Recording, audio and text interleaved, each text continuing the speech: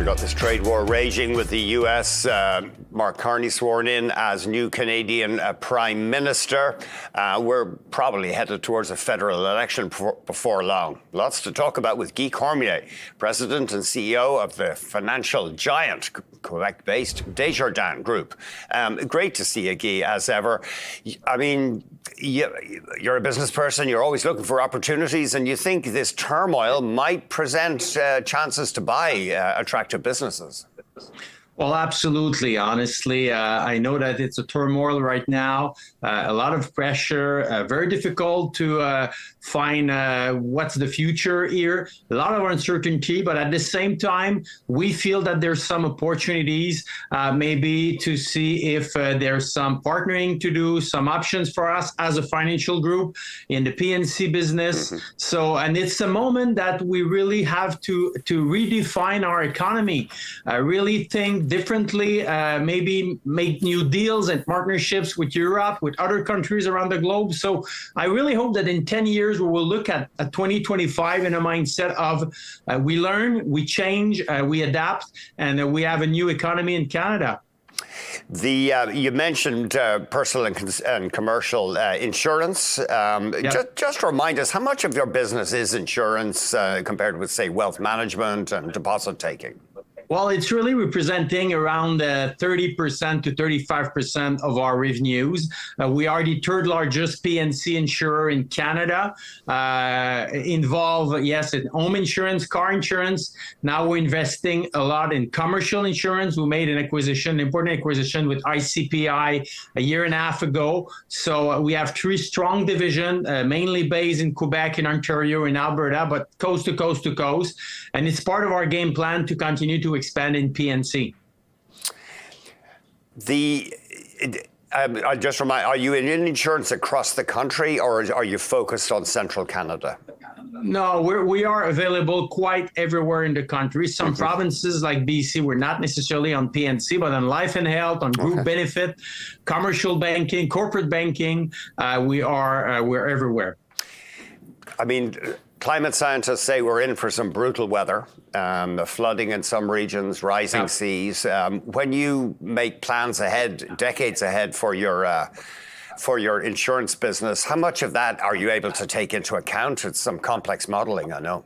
Yeah, it's really complex. We're working with a few universities, researchers, because I think all the models that have been built in the last 50 years, even a century, are not necessarily accurate no more. And we must continue to try to adapt. So yes, we're trying to modelize as much as we can, but everything is going faster than we thought. So that's why we are really proactive right now in resiliency. When we rebuild houses, homes, we really try to work with our customers to build differently against storms, hail.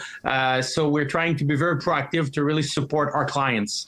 We've got hundreds of thousands of mortgages set to be renewed, and a lot of these were taken out when the Bank of Canada's key interest rate was only about 1%, close to zero. Obviously, the key rate closer to 3% now, a little bit below that. Do you anticipate strain on homeowners when they renew variable rate mortgages, for example? What we have seen in the last 18 months is not necessarily as difficult as some people say.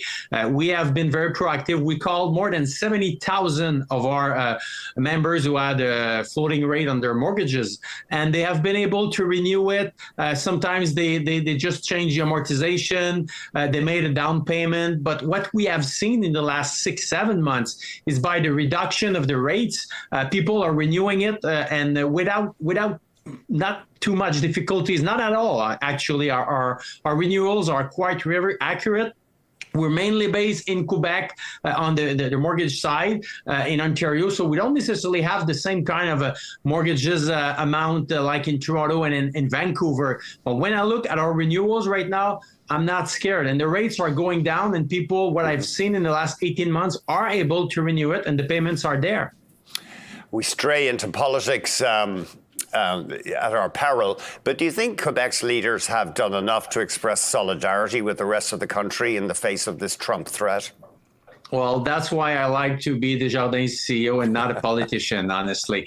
I think what I've seen right now is probably for the first time for many years, so much discussion about changing our economy, redefining our economy, working harder, more solidarity. After that, I know that each provinces have their own challenges, have probably their own agenda, have probably their own stress regarding the tariffs. In Quebec, steel is an important, will have an important impact. Aluminum will have an important impact. So I don't want to comment if one prime minister is more proactive than another one. I just really hope, and that's what I've seen so far, that people in this country, government officials, CEOs, business owners, citizens, are really I see so much solidarity that I haven't seen in the last 10 years. I really hope it's going to be helpful for our country. However, the Quebec Premier, François Legault, according to Dow Jones, indicates that Quebec has not softened its opposition to our proposed pipeline that would carry oil across Canada, help to diversify our energy exports. Would you like to see the Premier step up and say, look, we might be open to that idea? Well, I think we need some social acceptances regarding that, and in Quebec, it's a discussion that is really open, but at the same time, a lot of voices and a lot of people are like, okay, can we just think about it, look it accurately? So I understand this is a topic that will be probably on the agenda in 2025, 2026 to redefine our economy, to just maybe reshuffle the way we want to work with our, let's say, our minerals and our assets. I think it's a discussion that had to be continued. Thank you very much, Guy. Really appreciate your joining us. Always a pleasure. Thank you. Guy Cormier, CEO